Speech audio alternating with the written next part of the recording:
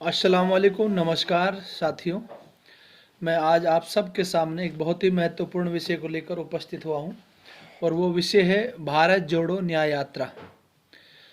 आपने देखा कि किस तरह भारतीय राष्ट्रीय कांग्रेस के पूर्व अध्यक्ष कांग्रेस की जन जन की आवाज़ को मजबूती से उठाते हुए, देश के लोगों के हक और सच की आवाज़ उठाते हुए, देश की मजबूत आवाज़ हम सब के नेता आदरणीय राहुल गांधी जी, आपने देखा कि किस तरह भारतीय जनता पार्टी के लोगों ने इस यात्रा को प्रभावित करने की पुरजोर कोशिशें की।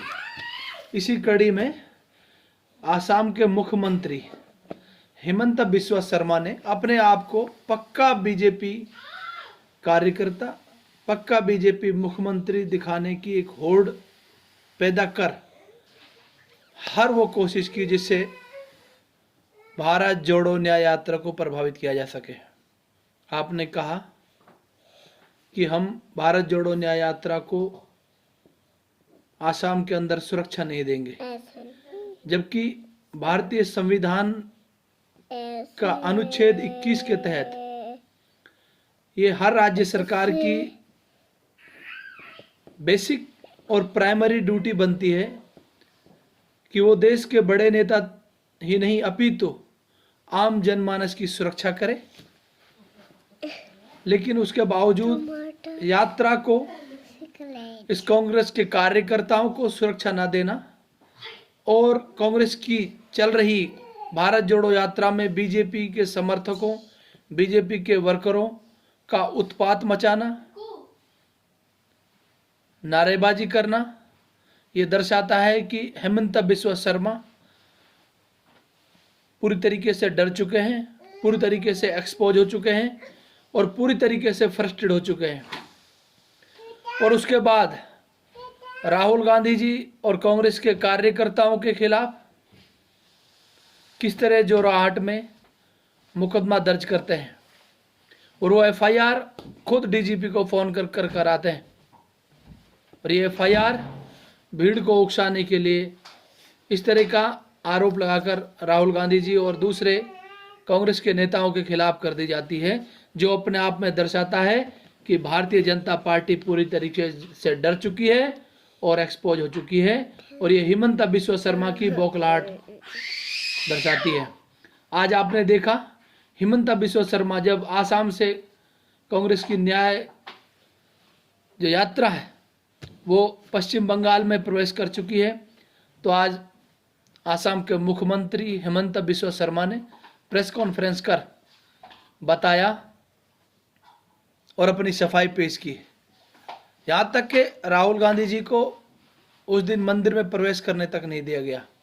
और आज हिमंत बिस्वा शर्मा ने अपनी सफाई में कहा कि हमने राहुल गांधी जी को इस तरह इसलिए नहीं प्रवेश करने दिया कि उस दिन प्राण प्रतिष्ठा अयोध्या में चल रही थी, नरेंद्र मोदी कर रहे थे।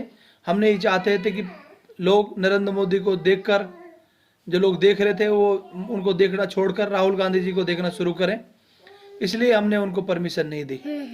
आज उन्होंने कहा कि मुझे 2 राहुल गांधी जी दिखे, एक बस के अंदर एक बस के बाहर। ऐसा लगता है कि हिमंत बिस्वा शर्मा गांधी परिवार और कांग्रेस के खिलाफ अपनी नफरत और भाजपा के साथ अपनी वफादारी को साबित करने के लिए अपना दिमागी संतुलन खो बैठे हैं। हम तो यही दुआ कर सकते हैं ईश्वर प्रभु और अल्लाह से कि उनको सद्बुद्धि दे और उनका दिमागी संतुलन जल्द से जल्द ठीक हो। इसलिए ट्विटर के अंदर भी ये ट्रेंड हो रहा है कि get well soon Himanta Biswa Sharma. आज देश के लोगों के सामने ये प्रश्न खड़ा होता है कि भारतीय जनता पार्टी जो 10 सालों से सरकार में है, उन्होंने देश के लोगों की गरीबी को मिटाने के लिए, लोगों की बेरोजगारी मिटाने के लिए, युवाओं को रोजगार देने के लिए, किसानों को कर्ज माफ़ करने के लिए, महंगाई को कंट्रोल करने के लिए कुछ नहीं किया, बल्कि लूट मचाए हुए हैं। और जो 70 सालों में कांग्रेस की सरकारें और दीगर सरकारें, यहाँ तक वाजपेयी की सरकार रही, उन्होंने मिलाकर 50 लाख करोड़ का कर्जा लिया। अकेले नरेंद्र मोदी ने उस कर्जे को बढ़ा के 2 लाख करोड़ कर दिया। यानी कि 10 साल में जो कर्जा 70 साल में 50 लाख करोड़ हुआ, उसको मात्र मोदी ने 10 साल में 150 करोड़ कर्जा ले लिया, 150 करोड़ लाख करोड़ का कर्जा ले लिया, जो अपने आप में दिखाता है कि देश के प्रोडक्शन का 81% कर्जा में जा चुका है। और ऐसा IMF ने जो इंटरनेशनल जो मॉनेटरी फंड बैंक जो है, उसने चिंता व्यक्त की है कि बहुत जल्द भारत के अंदर मंदी आ जाएगी अगर इस तरह कर्जा देश पर बढ़ता रहा।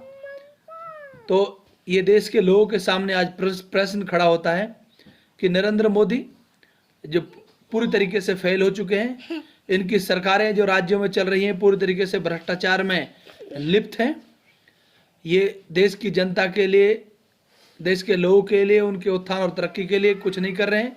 और अब चुनाव का समय है तो सिर्फ धर्म के नाम पर अपनी नैया पार करना चाहते हैं, यहाँ तक कि भगवान पर भी मोनोपोली स्थापित करना चाहते हैं। ये उदाहरण आपने हिमंत बिस्वा शर्मा के जो आज के दिए गए स्टेटमेंट से समझ लिया।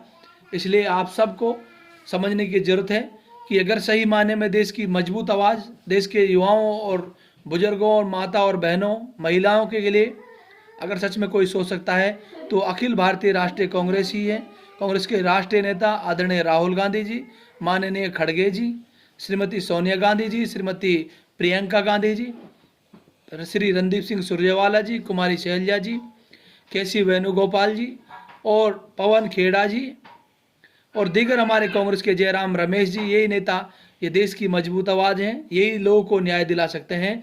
इसलिए इस यात्रा का नाम न्याय यात्रा है। ये लोगों को रोजगार दिलाने में मदद कर रही है, ये यात्रा गरीबों को उनका हक दिलाने में मदद कर रही है, ये महिलाओं के उत्थान की बात कर रही है, ये गरीबों के उत्थान की बात कर रही है, किसानों को कर्जा माफी की बात कर रही है, किसानों को उनकी फसलों के दोगुने दाम देने की बात कर रही है। इसलिए आज भारतीय राष्ट्रीय कांग्रेस ही एक मजबूत आवाज़ है। इस बात को समझते हुए देश के लोगों को आज इस ओर जुड़ने की और समझने की जरूरत है और आने वाले 2024 के लोकसभा चुनाव में एक एक वोट भारतीय राष्ट्रीय कांग्रेस के पक्ष में देकर देश को उन्नति की ओर अग्रसर करें। आप सबका बहुत बहुत धन्यवाद। जय हिंद, जय भारत, जय कांग्रेस।